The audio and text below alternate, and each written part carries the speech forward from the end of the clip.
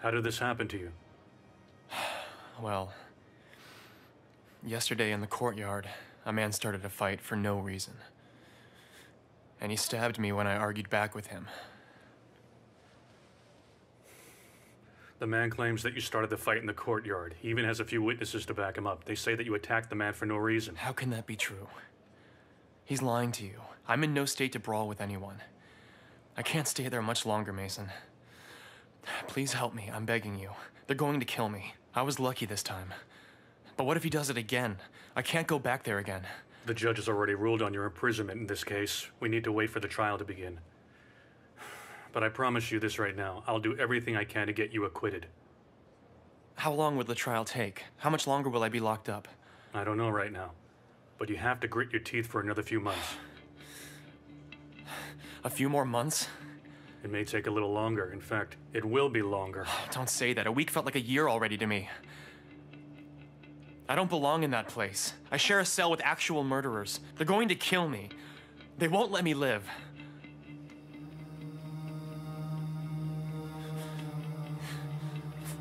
I'd rather die than go back to that place. Good work. A good job as usual. How'd they manage it? Sir, you know that I have a lot of connections with gangsters. The cousin of a friend just happened to be in the same prison as that unfortunate guy. We just asked him, and he did us a favor.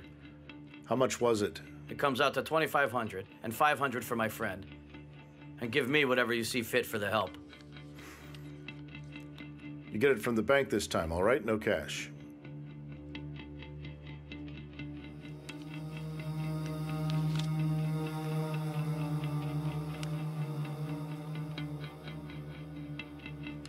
Thank you, and may God bless you.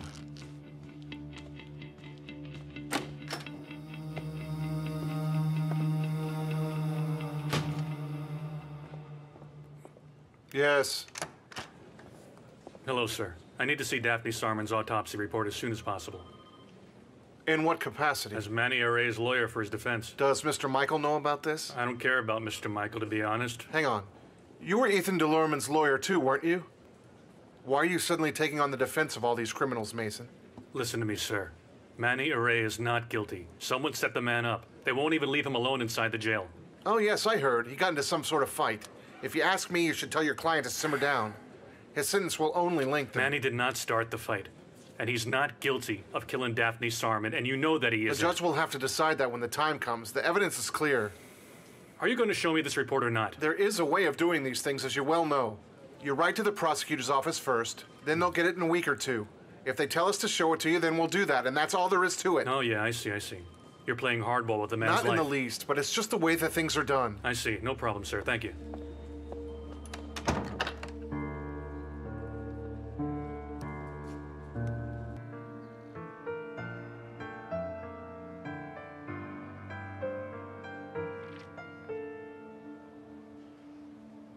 This report won't work. Why not? The time and date of the death stated are not correct. The killer has gotten away with it as far as that's concerned. A detailed autopsy would have revealed the exact time of death for that poor woman, but they saw no need. They ignored it, or they overlooked it. If we can manage to get the autopsy redone... Stop right there, Mason. Exhumations, demanding second opinions, these aren't easy to get even for someone like me. We need solid evidence for it to happen, so we can convince the judge. And besides, we might need to get the husband's permission.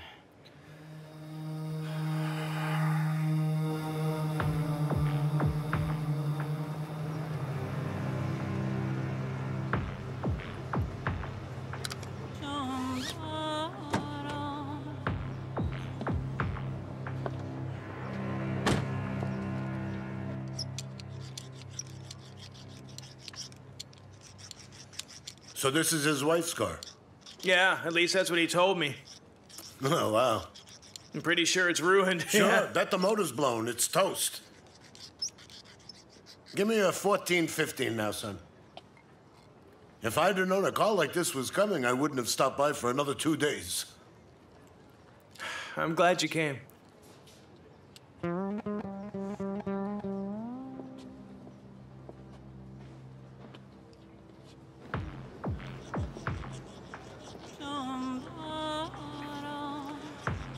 Hello there, gentlemen. You Ethan? That's me. I'm Michael Sarman. I'm Kareem's uncle. And what do you want? I need to speak to you for a moment. Alone. This way.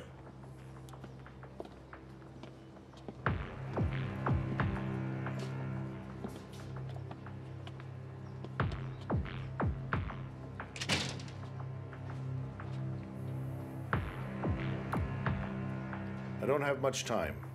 I'm prepared to offer you $500,000 in return for information on Kareem's whereabouts.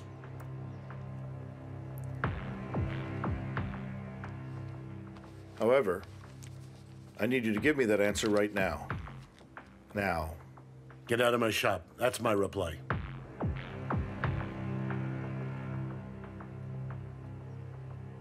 You're making a mistake.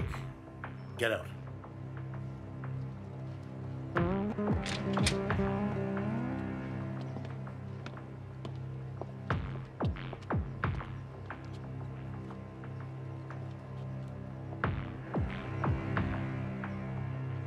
Come on, son. We've got work to do. Finish it. If we're late for dinner, your mother will kill us.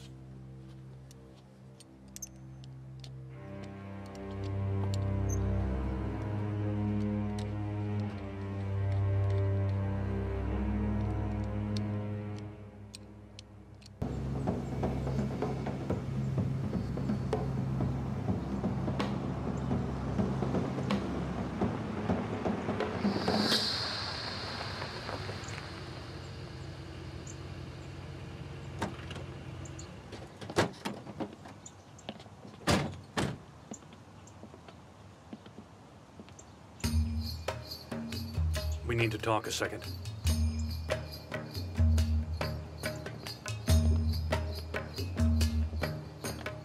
What am I granting permission to? The exhumation of your wife's body. The autopsy needs to be conducted again. I thought the autopsy was taken already. It had, but it wasn't done properly the first time. There's an error concerning the time of your wife's murder.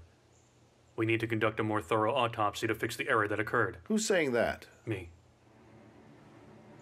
Mr. Mason, instead of messing with things that do not concern you, go find my nephew Kareem. This is my job too, Mr. Michael. I'm Manny Array's attorney. So you're telling me you're now acting as my wife's murderer's attorney? Listen, I'm telling you this for the very last time. Manny is not the killer. Then prove it in court if you believe that. Oh, I'll do that, sir. But I first have to convince the judge that we need a second autopsy that's definitive. And I need your permission for the exhumation, unfortunately. I will not allow it. Why not? What are you afraid of? Nothing at all, Mason. Then for justice to be served in this matter? Shouldn't you be providing help in the case instead of hindrance, Mr. Michael? Justice will be served when Manny Array is imprisoned for life for the murder of my beloved wife. Don't, man. You'd allow it if there wasn't something you were afraid of. We both know that's what's happening. You're crossing the line now, Mason.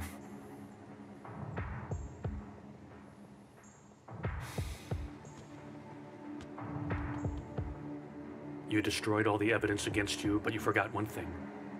Kareem. Something tells me Kareem saw something he shouldn't have seen that evening at your house. And when we find him, he'll testify to that. No one will ask you for permission at that point.